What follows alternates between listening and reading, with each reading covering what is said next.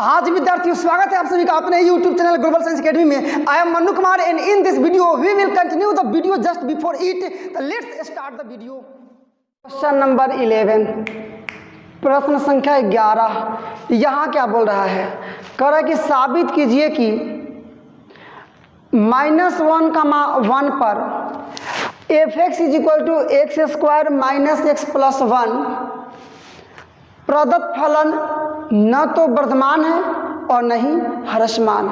मतलब यहाँ आपका अंतराल जो है वो पहले ही दे दिया है, -1, जो फलन है वो क्या दिया है? तो f(x = x² - x और प्लस में 1। मेरे को आपको साबित करना है कि यह फलन न तो वर्धमान है और न ही ह्रासमान है। किस पर? -1, पर। आइए दिखाते हैं। वैल्यू यदि प्लस में भी आ जाएगा और माइनस में भी आ जाएगा तो न तो वर्धमान होता है न ही ह्रासमान होता है। केवल यदि f' का मान प्लस में है तो इसका मतलब वर्धमान है, केवल माइनस में है इसका मतलब ह्रासमान है, और यदि माइनस भी आ जाए और प्लस भी आ जाए तो इसका मतलब न तो वर्धमान है और न ही ह्रासमान। आप समझ सकते हैं मेरी बात को। आइए सबसे पहले इसका निकालते हैं हम लोग डिफ्रेंसिएशन। मतलब f(x = जो आपका है x² - x + 1, इसका निकाल लेते हैं। f' x = का क्या हो जाएगा? 2x - x का 1 प्लस में ये केवल 0, मतलब x माइनस में 1। चलिए 2 कॉमन करते हैं, ध्यान दीजिएगा। 2 कॉमन यहाँ कीजिएगा या फिर डायरेक्टली भी समझ लीजिए, छोड़िए इतना ही रहने दीजिए। वर्धमान या ह्रासमान के लिए f' को 0 करेंगे, नो प्रॉब्लम। लिखिए वर्धमान या ह्रासमान के लिए, वर्धमान या ह्रासमान के मिला लीजिएगा यहाँ पर बेहतरीन ढंग से। लिए क्या होगा? तो f' = 0। f' का मान बोलिए क्या निकाले हैं? 2x - 1 = 0। कोई दिक्कत? या x का वैल्यू निकालिए ना, क्या होगा? ये प्लस में हो जाएगा तो माइनस में प्लस में हो जाएगा और अपॉन में 2। तो ये हो गया आपका एक वास्तविक संख्या रेखा। इधर दिया है -1, इधर दे दिया है 1। अब इधर हम लोग अपने मन से इन्फिनिटी वगैरह नहीं लेंगे, क्योंकि यहाँ तो वैल्यू बोल दिया ना किसी के बीच में आपको लेना है, -1 और +1 के बीच, और इसके बीच में आ गया 1/2। तो लिखेंगे कि अतः मतलब x = 1/2 वास्तविक संख्या रेखा को 2 वर्गों में, इतना तथा इतना में, मतलब 2 अंतरालों इतना और इतना में बांटता है, यही ना? लिख देंगे इतना क्या? वास्तविक संख्या रेखा को, संख्या मिला लीजिएगा, रेखा को 2 अंतरालों कौन कौन? पहला -1, 1/2 तथा 1/2, 1 में बांटता है, चाहे बांटती है, बांटता है, कोई दिक्कत नहीं है। इसलिए देखिएगा पहले -1, 1/2 पर f' = चलिए इन दोनों के बीच कोई मान रख लीजिए, इन दोनों के बीच में कोई मान रख लीजिए, -1 और 1/2, इन दोनों के बीच मान रखना है आपको। मान लीजिए 0 रख लेते हैं, इन दोनों के बीच तो 0 आएगा, क्योंकि -1 के बाद 0 आता है तब प्लस में 1 आता है, अब +1 के पहले ये है, मतलब 0 आएगा। 0 रखिएगा तो क्या होगा? यहाँ देखिए तो मिलाइए, 2x - 1, x की जगह पर 0 रखेंगे तो 2 का गुणा 0 में करेंगे 0, खाली -1, इसका मतलब निगेटिव मान आ रहा है। इसके अतिरिक्त कोई भी मान आप रखेंगे इन दोनों के बीच में तो मान आपका निगेटिव ही आएगा, चाहे 0 रखें चाहे इनके बीच में कुछ भी रखें, निगेटिव ही मान आएगा। मतलब ये क्या आएगा? माइनस में भी, ठीक है ना? अब वही मान लीजिए 1/2 का 1 में रख रहे हैं पर f' रखिए ना, इसमें कोई भी मान लीजिए इन दोनों के बीच में आता है आपका 2/3, इन दोनों के बीच में आता है 2/3, इन दोनों के बीच में आएगा ना, इसको रखिए ना x की जगह पर। देखिए 2 दूना 4, 4/3, माइनस मतलब आएगा 1/3, मतलब कि प्लस में मान आ रहा है ना, ये आ रहा है प्लस में भी, ये माइनस में आ गया इसका मतलब ह्रासमान है, ये प्लस में आ गया इसका मतलब वर्धमान है। तो जब ह्रासमान वर्धमान दोनों एक साथ आता है इसका मतलब कि ना तो ह्रासमान होता है ना ही वर्धमान होता है, यही ना फंक्शन है आपका। तो लिखेंगे इसलिए -1, 1/2 पर f वर्धमान है, क्या है वर्धमान, सॉरी माइनस में है ना, ह्रासमान है। पुनः ये दूसरा वाला में क्या है जी, इसलिए 1/2, 1 पर ये f' फलन वर्धमान है। और आप जानते हैं, मैं कभी बोल भी चुका हूँ, जब दोनों आता है इसका मतलब कुछ भी नहीं होता है, ठीक है ना। तो लिख देंगे इसलिए 1 पर, ये ना आपका अंतराल है, पर फलन न तो वर्धमान है, न तो मिला लीजिएगा, न तो वर्धमान है और न ही ह्रासमान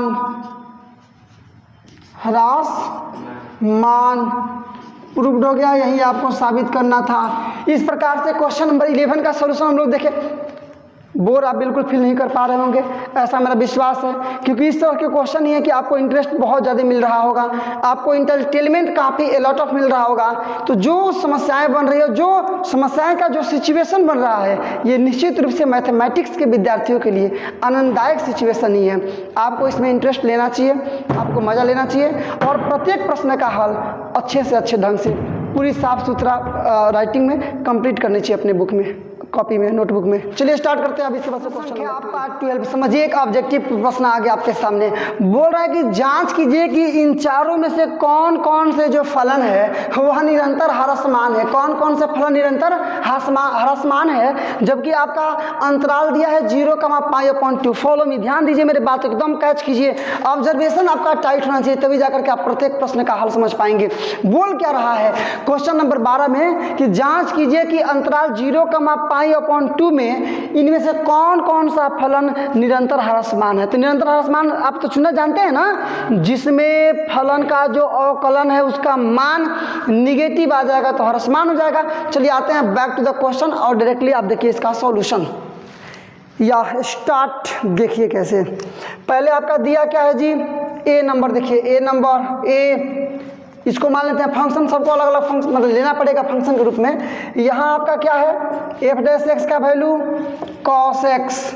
बारी बारी से सबको फलन लेकर के चेक कर रहे हैं, इसलिए आइएगा f' को देखिएगा क्या हो जाएगा, cos x का डिफ्रेंसिएशन -sin x।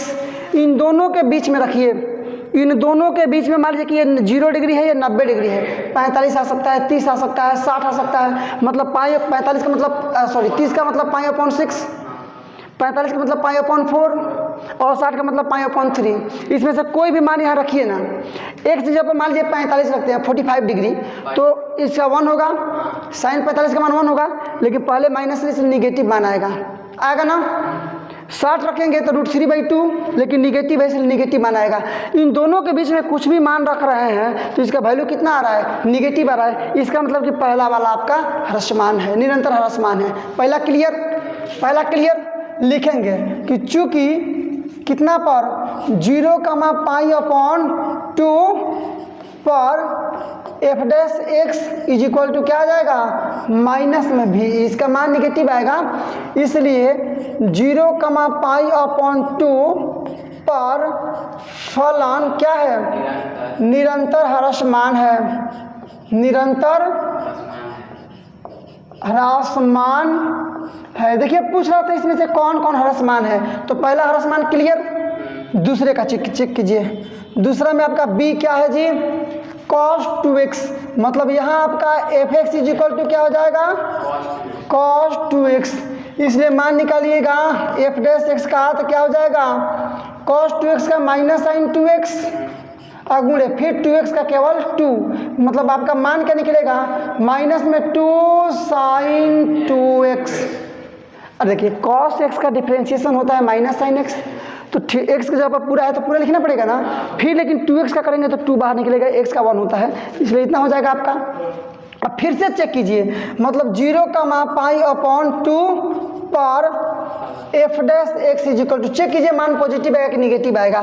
तो ये तो वही ना मान होगा, 0 और 90 के बीच में आप चलेंगे तो ये सारा वैल्यू ये पॉजिटिव आएगा, फिर से आएगा पॉजिटिव, लेकिन पहले माइनस लग गया इसलिए निगेटिव बना देगा उसको, मतलब क्या माइनस में भी, इसलिए इसको भी वैसे ही लिखेंगे कि इतना पर फलन निरंतर ह्रासमान है, बी भी कंप्लीट। क्या लिखेंगे कि इसलिए क्या, तो यहाँ आपका 0, π/2 पर फलन निरंतर ह्रासमान है। दो हो गए आपके, मतलब इसमें से ए और बी आपका दोनों क्लियर हो गया कि क्या है, निरंतर ह्रासमान है। आपको वही जांच करना है कि कौन कौन सा निरंतर ह्रासमान है। दो हम लोग बनाए ए और बी, और ए और बी में दोनों का दोनों निरंतर ह्रासमान हो गया। सी और डी भी इसी प्रकार से चेक कर लीजिए आप। चलिए सी के बारे में आते हैं, सी पर ध्यान देते हैं। अब सी क्या है आपका, cos 3x, यही ना है। सी पर आ जाइए, यहाँ आपका f x is equal to बनेगा cos 3x। यहाँ ध्यान दीजिए क्या बन रहा है आपका, ये बहुत ध्यान देने वाली मुद्दा है। देखिए ऐसे, इसलिए निकालिएगा f dash x is equal to, पहले cos 3x का हो जाएगा माइनस में, सॉरी माइनस मतलब cos थीटा का माइनस साइन थीटा, तो cos 3x का माइनस साइन 3x गुणे फिर 3x का केवल 3, मतलब -3 साइन 3x। कोई दिक्कत नहीं है। अब देखिए ये 3x आ गया ना, यहाँ देखिए इस ग्राफ के, इस वास्तविक संख्या रेखा के माध्यम से समझिए, यहाँ 0 है, यहाँ π/2 है। इन दोनों के बीच में इधर आ जाएगा आपका, इन दोनों के बीच में कोई भी वैल्यू ले लीजिए, मान ले लिए π/3, 0 है, ये 90 है, और π/3 का मतलब 60 होता है, 60 दोनों के बीच में है ना। यहाँ x की जगह पर जब रखिएगा ये वाला रख करके चेक कीजिए ना, ये -3 साइन 3 गुणे, इसको रख लेते हैं, मतलब क्या 3 π/3, ये कैंसिल, -3 साइन पाई, चेक कीजिएगा। देखिए यहाँ पर, यहाँ देखिए -3 साइन, ये आपका साइन कितना है जी, 80 डिग्री, पाई का मतलब 80 डिग्री। यहाँ ध्यान दीजिए, साइन यहाँ पर 80 डिग्री का मतलब साइन 80 डिग्री को 180 डिग्री और प्लस में 0 डिग्री लिख सकते हैं हम लोग, कोई दिक्कत नहीं है, कोई दिक्कत नहीं है। इसका वैल्यू प्लस भी लिख सकते हैं, माइनस भी लिख सकते हैं। -3 साइन 0 डिग्री, ये आपका देखिए साइन 180 डिग्री प्लस थीटा का मतलब होता है माइनस साइन थीटा, थीटा का मतलब 0 तो 0। यहाँ देखिए -3 गुणे, इसका मतलब 0 होता है, 0 से माइनस गुणा करेंगे सब, मतलब टोटल आपका 0 हो गया। यहाँ वैल्यू क्या निकल रहा है आपका 0। इसके इधर जितना भी वैल्यू आप निकालेंगे वो आएगा माइनस में इसके लिए, और इसके इधर जो भी वैल्यू आप निकालेंगे वो सारा वैल्यू आएगा प्लस में। ये वैल्यू आपको समझ में आया तो आया, नहीं आया तो भी कोई बात नहीं, मैं आपको डायरेक्टली भी समझा सकता हूँ, जब बशर्ते ये समझ गया हो तो और अच्छी बात है, ठीक है ना। यहाँ लिखना क्या है आपको कि 0,π/3 पर जो f डैश x का मान आएगा वो निगेटिव आएगा, और वहीं इससे यहाँ तक मतलब π/3, π/2 पर f डैश x का वैल्यू पॉजिटिव आएगा। वो बात नहीं समझे, कोई बात नहीं, हमको बनाना तो ये ना है, यही ना है। इसके पहले वाला टोटल वैल्यू निगेटिव आएगा, इसके पहले बाद वाला पॉजिटिव आएगा। इसका मतलब यहाँ ह्रासमान है, यहाँ वर्धमान है, तो जब दोनों चीज़ आता है इसका मतलब कोई भी नहीं है, होगा ना। तो लिख देंगे यहाँ पर कि क्या लिखेंगे यहाँ पर कि 0,π/3, इसलिए 0,π/3 पर फलन निरंतर ह्रासमान है, निरंतर ह्रासमान है। अब वही यहाँ क्या हो जाएगा कि इसलिए पुनः ऐसे कर देते हैं, पुनः लिख देते हैं π/3 π/2 पर फलन निरंतर वर्धमान है, निरंतर वर्धमान है। तो जब दोनों चीज़ आता है इसका मतलब कुछ भी नहीं होता है, इसलिए लिख देंगे क्या, शुरू से मतलब यहाँ से यहाँ तक, मतलब 0,π/2 पर फलन न तो ह्रासमान है और न ही वर्धमान मिला लीजिएगा यहाँ पर, न ही वर्धमान। देखिए ये हो गया आपका। यहाँ आपको देखिए विशेष आपको डिफ़िकल्टीज का सामना नहीं करना है। मैंने यहाँ पर चूँकि सी नंबर जो है वही थोड़ा ज़्यादा डेडिकेटेड है, ये सबसे ज़्यादा डेडिकेटेड है इसमें 12 नंबर में, इसलिए इसको थोड़ा जिक्र थोड़ा करना पड़ेगा, गहन अध्ययन करना पड़ेगा। ये 2 पार्ट में बांट रहा है, पहले वाला निगेटिव है, दूसरा वाला पॉजिटिव है। तो निगेटिव आया का मतलब ह्रासमान, you can understand in very easy language.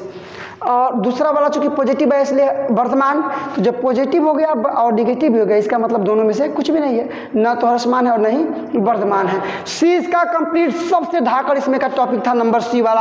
अब डी आप आसानी से बना लेंगे, कोई दिक्कत नहीं होगा। ये ना डी दिखाते हैं, क्या है, tan x ना, डी यहाँ से मिला, ये डी आप आसानी से समझ जाओगे, आपको कोई प्रॉब्लम नहीं होगा, क्योंकि डी जो है वो बिल्कुल आसान है। यहाँ देखिएगा नंबर डी में क्या है, जो फलन है मतलब f(x) = हो जाएगा आपका tan x, निकालिए तो, इसलिए f'(x) = tan x का डिफ्रेंसिएशन क्या होता है, बोलिए tan x का डिफ्रेंसिएशन क्या हुए हैं, तो tan x का डिफ्रेंसिएशन होता है केवल sec² x, ठीक है ना। फॉर्मूला आपको याद होना चाहिए। अब रखिएगा कि चूँकि अंतराल क्या है 0,π/2 पर f'(x) = इसके बीच में कोई भी मान रखिए, अरे 0 से 90 के बीच में रखिए ना, सेक के जगह पर कुछ भी मान रखेंगे पॉजिटिव वैल्यू आएगा, आप जानते भी हैं, मतलब प्लस में भी, इसलिए 0,π/2 पर फलन निरंतर वर्धमान है। देखिए आपका क्वेश्चन क्या बोल रहा था कि जांच कीजिए कि इसमें से कौन कौन सा निरंतर ह्रासमान है, यही ना पूछ रहा था। तो नंबर ए और नंबर बी आप मिला सकते हैं, ये दोनों निरंतर ह्रासमान हैं, नंबर ए और नंबर बी। आया बात समझ में, तो नीचे लिख लेंगे कि अतः ए और बी दोनों निरंतर ह्रासमान है। क्या लिख लेंगे नीचे, अतः यही आपका आंसर दिया होगा, ए तथा बी दोनों निरंतर ह्रासमान है, दोनों निरंतर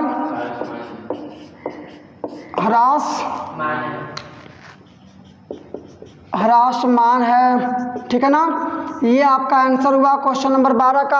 आप जाकर के आंसर मिला सकते हैं। नंबर ए और नंबर बी दोनों को बोल रहा है कि निरंतर ह्रासमान है, बाकी में जो सी था वो वर्धमान न तो वर्धमान है नहीं ह्रासमान है, और जो डी है वो वर्धमान है।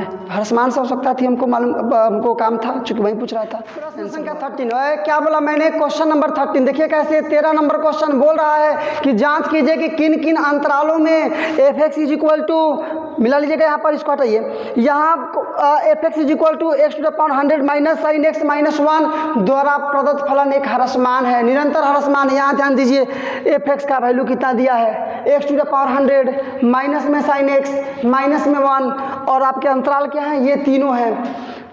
पहले तो इस पर जांच करेंगे वर्धमान है कि ह्रासमान है, इस पर वर्धमान है ह्रासमान, इस पर वर्धमान है ह्रासमान, हमको केवल ह्रासमान चुनना है।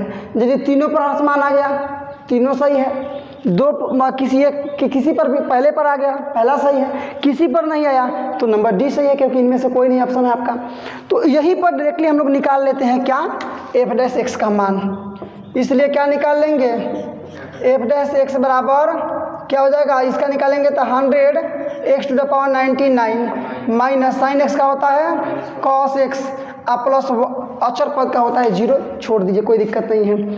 इसमें अब जांच कीजिए किस पर माइनस आ रहा है, क्योंकि माइनस ही हमको मतलब है, ह्रासमान चुनना है। पहला रखिएगा 0 और पाई के बीच में 1 के बीच में 1/2, जैसे यहाँ पर 1/2 रखिएगा x की जगह पर, तो 100 × 1/2 का पावर 99, है ना। यहाँ x रखिएगा, मान लीजिए इसका मान कुछ भी नहीं है, परिभाषित नहीं है, जीरो से मत छोड़ दीजिए, केवल इससे मतलब रखिए ना यहाँ पर।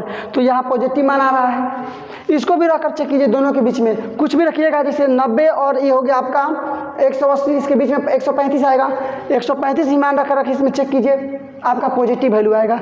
यही रखिए ना, जीरो से आप 90 के बीच में, 0 से 90 के बीच में कॉस का वैल्यू पॉजिटिव आता है, मतलब सब में पॉजिटिव आ रहा है। जब सब में पॉजिटिव आ रहा है इसका मतलब यहाँ कहीं भी वर्धमान है ही, कहीं भी ह्रासमान है ही नहीं।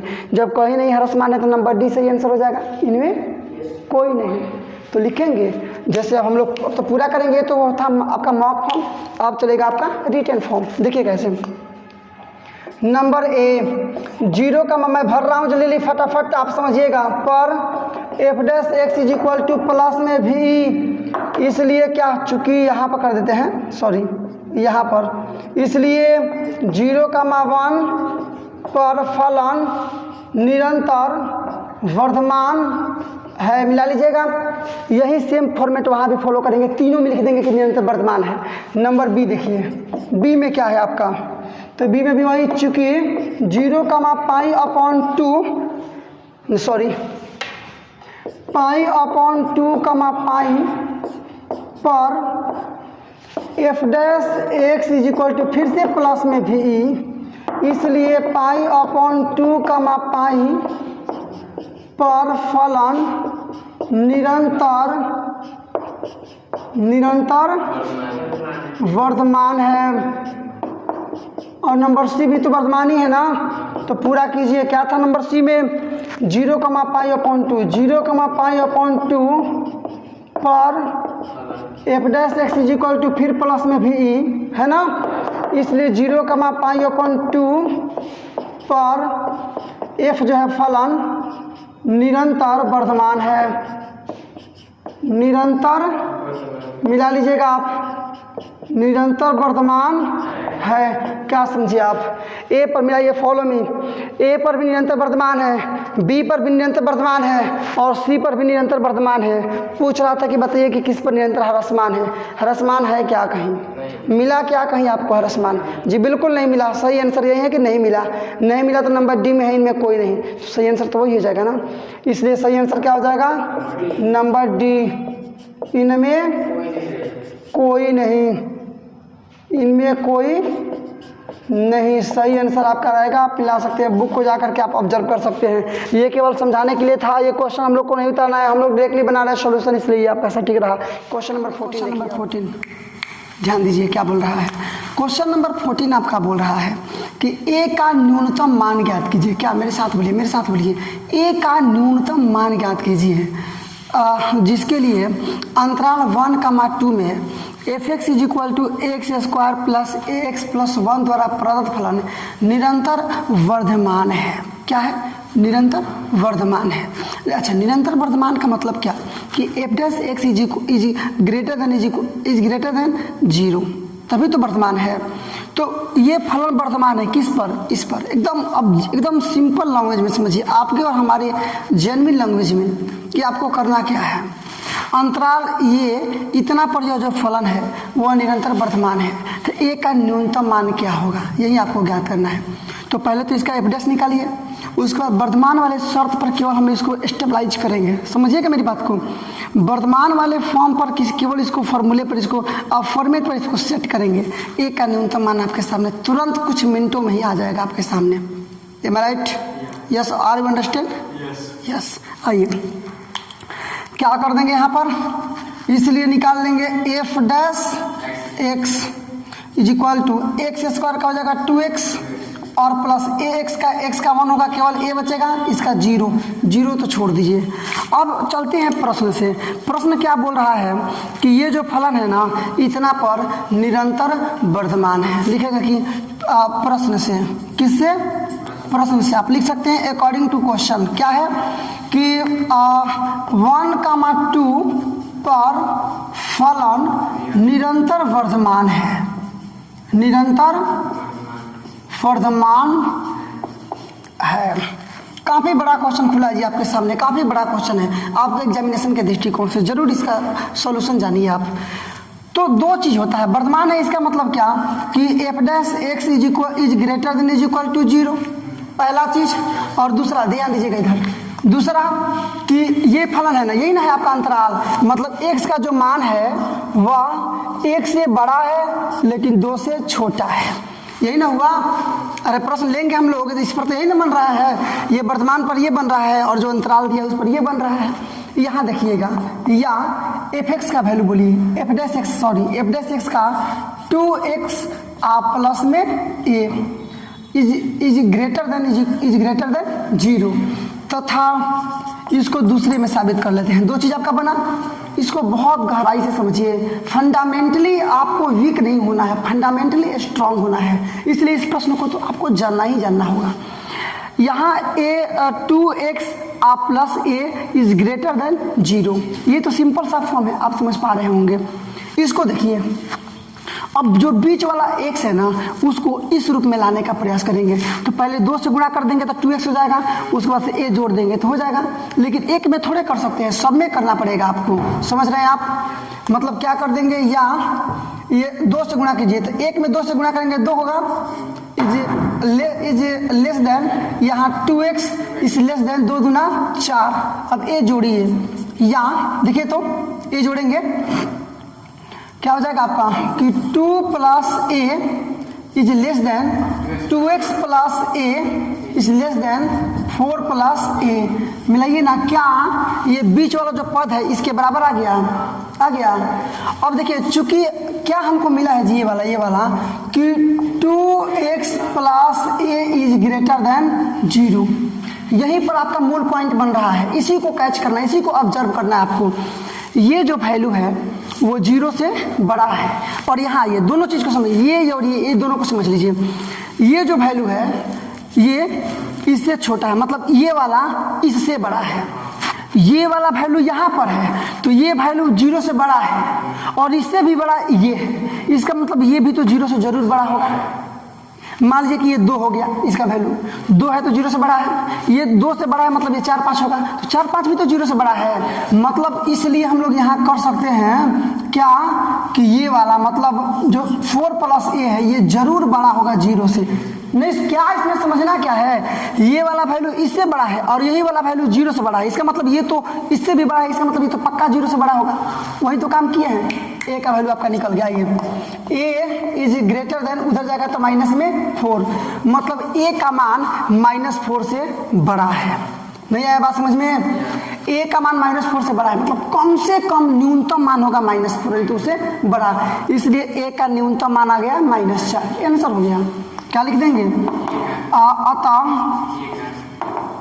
a का न्यूनतम मान, मिला लीजिएगा आप, न्यूनतम मान बराबर -4। आंसर हुआ।